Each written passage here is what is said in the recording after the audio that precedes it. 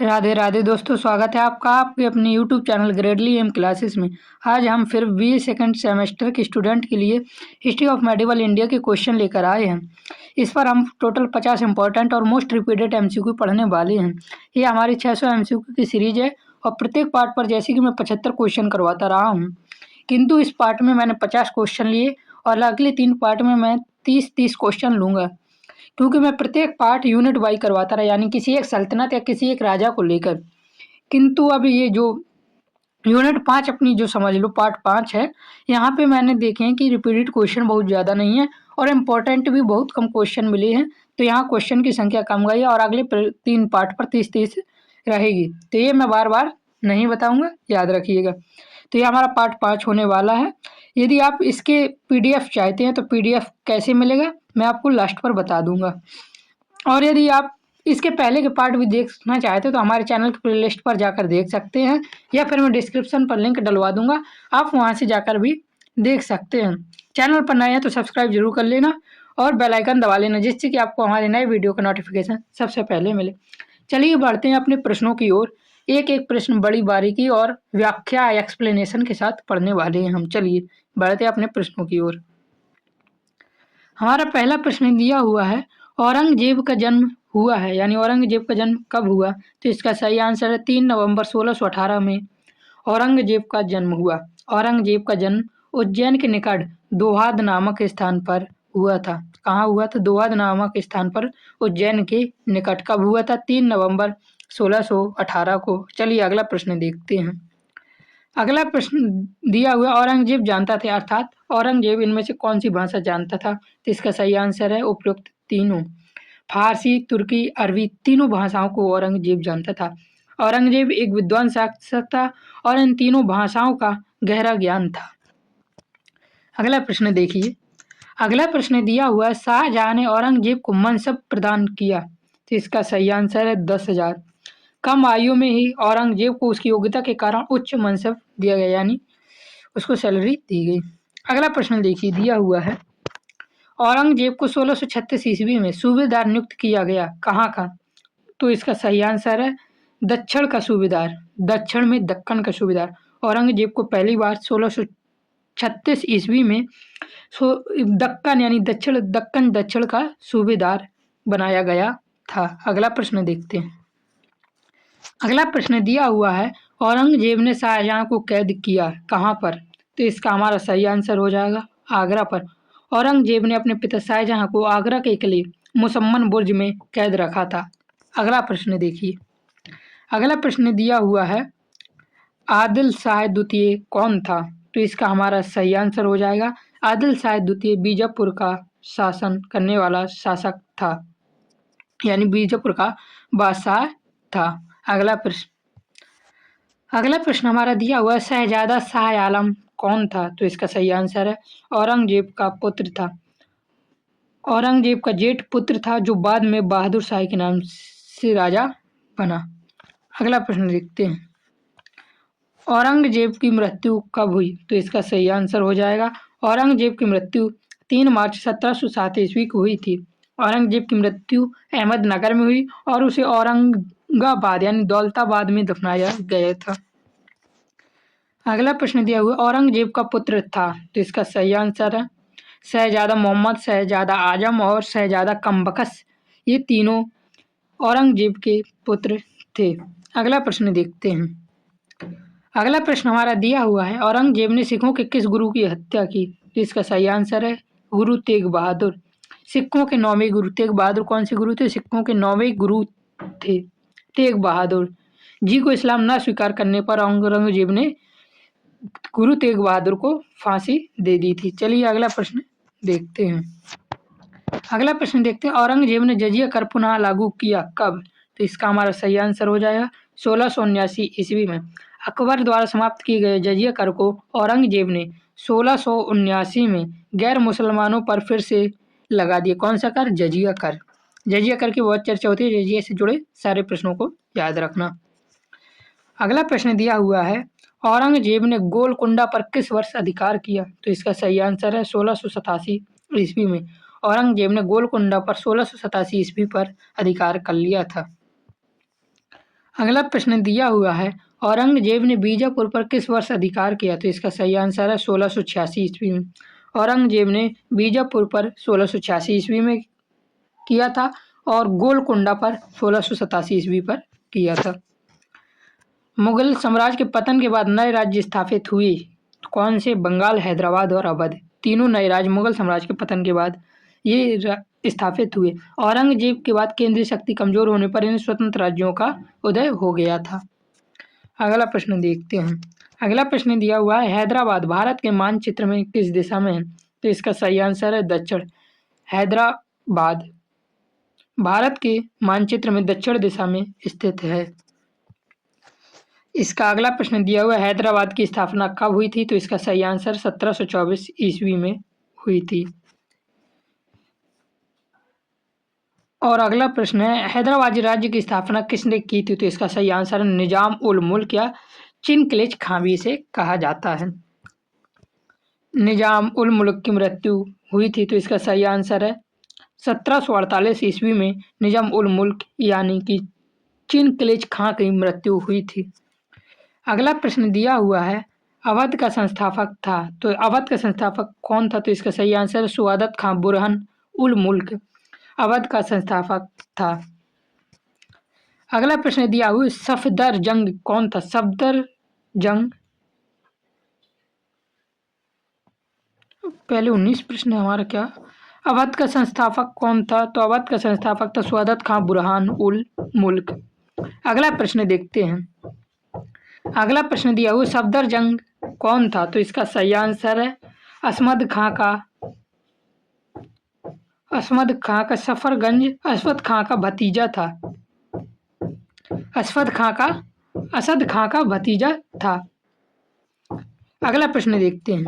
अगला प्रश्न दिया हुआ, उर्दू भाषा का प्रारंभ हुआ, तो इसका सही आंसर है उर्दू भाषा का प्रारंभ लखनऊ साहित्यिक विकास के संदर्भ में हुआ था। हालांकि उर्दू का जन्म सैन्य शिविरों में हुआ। कहाँ हुआ? शिविरों में हुआ था, लेकिन अवध लखनऊ में से विशेष राजकीय संरक्षण मिला था। अगला प्रश्न देखिए, दिया हुआ है, अवध राज्य को इलाहाबाद प्रांत कब प्राप्त हुआ?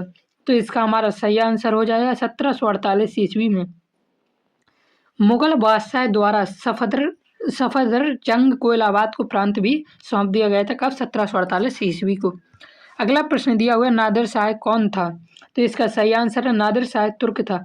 नादिर शाह ईरान का शासक था और वह अफसार तुर्क वंश से संबंधित था। किस वंश से?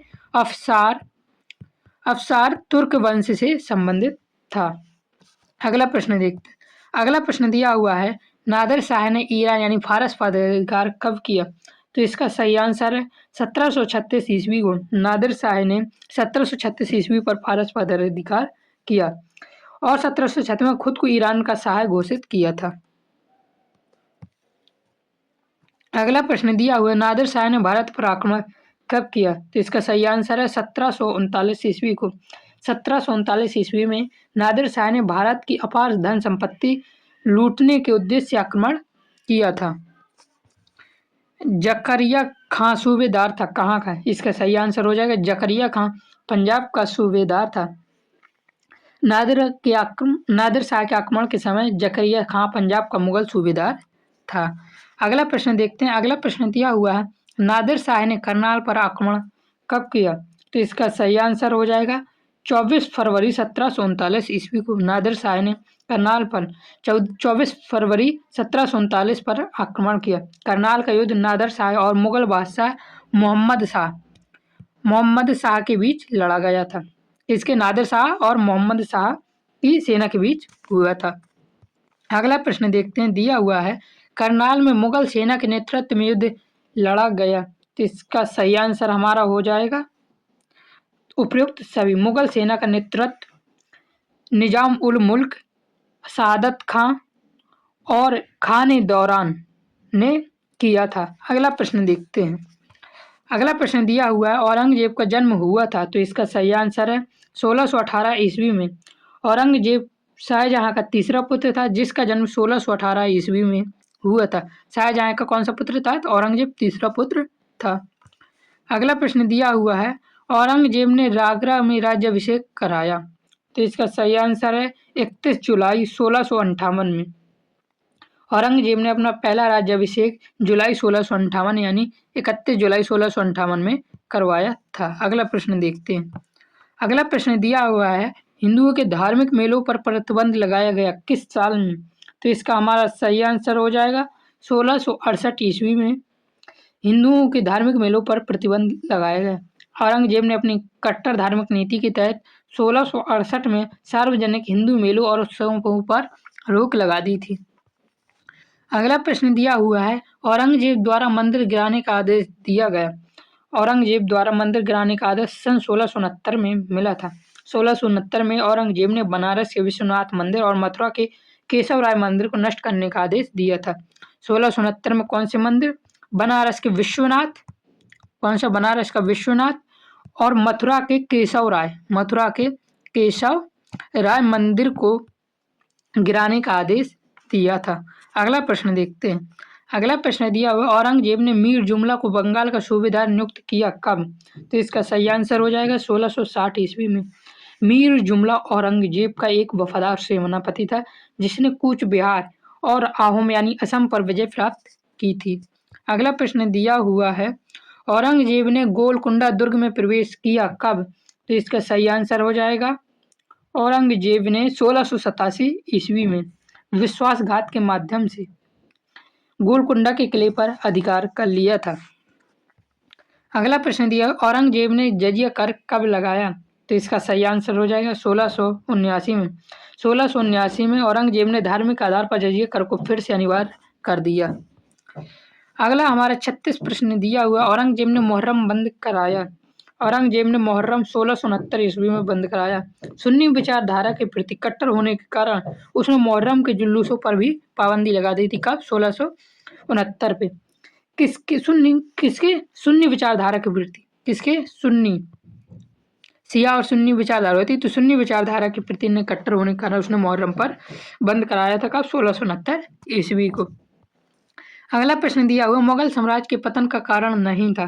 तो इसका सही आंसर हो जाएगा अकबर की धार्मिक नीति।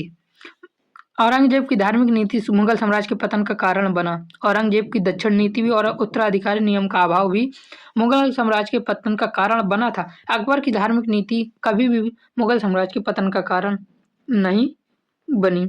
अकबर की सहिष्णुता नीति ने साम्राज्य को जोड़ा था। अकबर सहिष्णुता था, अर्थात वह एक धार्मिक नेता नहीं था, वह एक अच्छा नेता था। जबकि पतन के लिए औरंगजेब की नीति और उत्तराधिकारियों की कमजोरी जिम्मेदारी थी।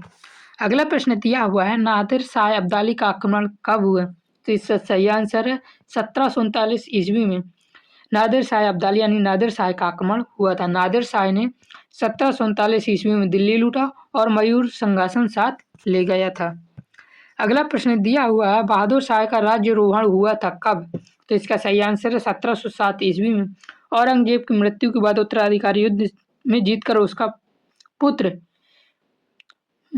क्या नाम था उसका?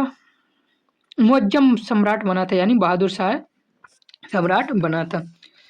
अगला प्रश्न दिया हुआ, गुरु गोविंद सिंह की हत्या कब हुई? तो इसका सही आंसर है गुरु गोविंद सिंह की हत्या कहाँ हुई? तो नांदेड़ में हुई थी।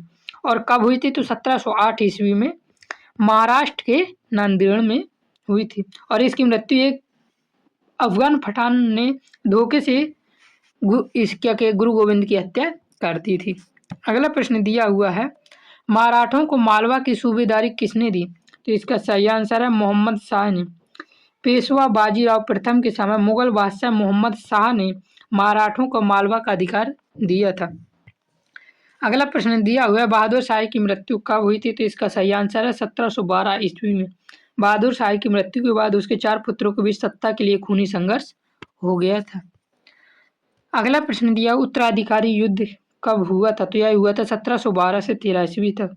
यह आक्रमण नहीं 17 उत्तराधिकारी का युद्ध 1712 से 1713 तक हुआ था। बहादुर शाह की मृत्यु के बाद उसके 4 पुत्रों के बीच सत्ता के लिए खूनी संघर्ष हुआ था। और कब हुआ था? 1712 से 1713 तक। अगला प्रश्न दिया हुआ, नादिर शाह का भारत पर आक्रमण कब हुआ? तो नादिर शाह का भारत का आक्रमण 1739 ईस्वी में हुआ। यह आक्रमण मुगल वैभव के अंत की शुरुआत माना जाता है। अगला प्रश्न दिया हूँ, नादिर शाह याकुमार का उद्देश्य क्या था? तो इसका सही आंसर है भारत की संपत्ति लूटना। नादिर शाह का मुख्य उद्देश्य दिल्ली के खजाने और मुगल संपत्ति को हासिल करना था। अगला प्रश्न देखिए, अगला प्रश्न दिया हो, करनाल युद्ध में मुगल सेनापति था। करनाल युद्ध में खान दौरान, कौन सा? खान दौरान सेनापति था। खान दौरान युद्ध के दौरान गंभीर रूप से घायल होकर वीरगति को प्राप्त भी हो गए थे। कौन? खान दौरान। अगला प्रश्न दिया हुआ है, बहादुर शाह कितने वर्ष की आयु में गद्दी पर बैठा? तो बहादुर शाह 65 वर्ष की आयु पर गद्दी पर बैठा। बहादुर शाह प्रथम सबसे अधिक आयु में मुगल सम्राट बनने वाला व्यक्ति था।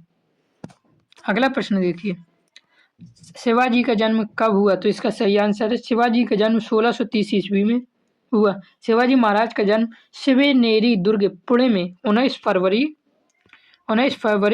1630 को हुआ था। कहाँ हुआ था? शिवनेरी दुर्ग यानी पुणे में हुआ था। अगला प्रश्न देखते हैं, पुरंदर की संधि कब हुई? तो इसका सही आंसर पुरंदर की संधि 1665 ईस्वी में हुई। यह संधि मिर्जा राजा जयसिंह और छत्रपति शिवाजी महाराज के बीच हुई थी। अगला प्रश्न दिया हुआ और आखिरी प्रश्न, शिवाजी का राज्याभिषेक हुआ?